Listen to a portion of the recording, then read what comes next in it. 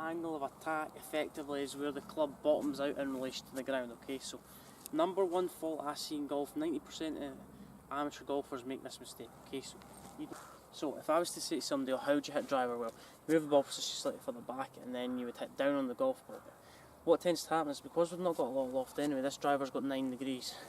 If you have moved the ball position too far back, then what that does to the golf club is it reduces that dynamic loft into about 3 or 4 degrees, okay? So from there, we're going to struggle to actually get the ball airborne. The ball's going to hit the ground in front of you and you're going to be struggling to get the ball up in the air, okay? So what we need to do is, 90% of people have the ball position too far back. If the ball position is too far back, we're going to hit down on the golf ball, okay? So what we need to do is try and move the ball position further forward, okay? So further forward our stance, right? So if the ball position is too far back, then I'm going to deal off the driver. The driver's not going to go very high in the air, okay? And then from there, I'm going to hit the ball into the ground, and all that energy that I want to create is going to catapult straight into the ground, okay? So what we need to do is move the ball position further forward. If we move the ball position further forward, that'll get the club moving from low to high. So low to high meaning we can actually hit up on the golf ball.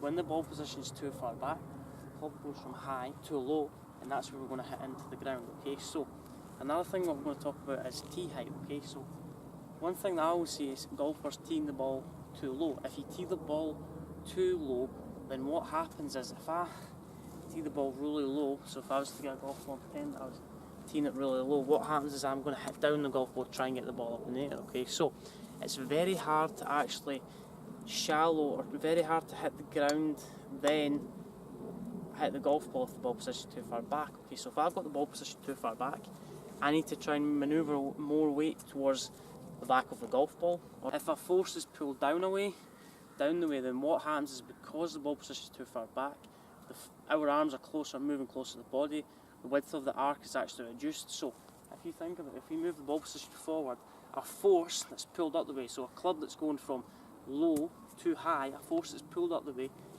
which is known as paranormal acceleration, when the club head accelerates from a force pulled up the way. If that happens, then you're going to increase club head speed, okay? If you increase club head speed, the ball's going to go further. But anyway, let's go back to tee height. Too many people who have the tee too low then are more susceptible to hitting down on the golf ball, okay? So if you hit down the golf ball, then you need to try and cut across the ball to actually get the ball up in the air, okay? Tee a little bit higher. If the tee is a little bit higher, the club's going to rise, so the club's going to hit the ground before the golf ball, then it's going to bottom out before the golf ball, then we can create that upward angle attack, okay? So let's try this. If the ball position's too far back, the club's going to bottom out, it's going to hit the golf ball, then it's going to bottom out after the golf ball, okay? So all the speed is created from this club bottoming out early and the force pulled up the way. The body tilts one way or the other, okay? So if we're hitting a pitch shot, the body tilts more to the left, okay?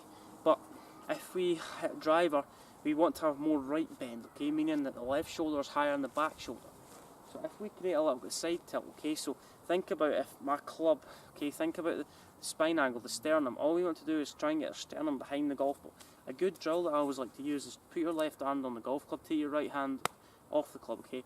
If my shoulders are level, I'm not going to create enough upward action to actually hit the golf ball. Too many golfers get this lead shoulder too low. From there, that goes back to hitting down the golf ball. So all these three setup faults are going to be associated with angle attack, okay? So if I too much weight left, shoulders low, I'm going to hit down the ball, okay? So feel like we've got a bit more shoulder tilt. Right hand off the club, left hand on the club. Take it all the way down to your right knee, then put the right hand on. So if I do it from down the line, that's how much shoulder tilt you have. You should almost feel like your left eye's out behind the golf ball, okay? I feel like you're releasing the club up from low to high, okay? So if this shoulder gets too low, the trail shoulder gets too high, and the lead shoulder gets too low, then the force isn't going to be pulled up the way, okay? It's going to be hitting into the ground, and from there I'm going to create a lot.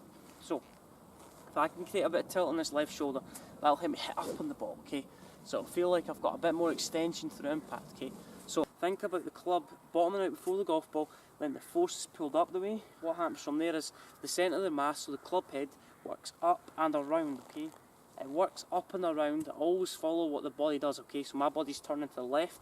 What happens from there is my right knee kicks in the way, and then my left arm extends and my right arm extends. So the body goes into more extension, so it's more back the way, it's more straight position, okay? Why does it do that? Because the legs extend up the way. We create a squat movement, okay? So we push up from the ground, and what happens there? We explode all the power from the ground up the way, okay? So from there, explode extension through impact. Left shoulder pulls up the way. From there, the club works up and around, and then from there, we can create that power. Okay, let's hit.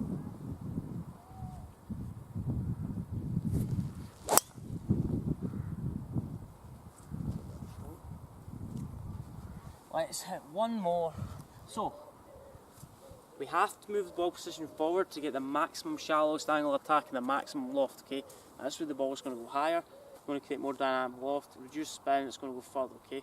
What we need to do next is try and get the tee really high. So, picture a drill, work on a drill, okay? So if I was to put, let's say I was to put a golf club in front of the golf ball about a foot, okay? So, my main goal is if I come in steep, I'm going to hit the golf ball. Put that about, I don't know, a grip's width in front of the golf ball. If I come in steeply, I'm going to take that club out, okay?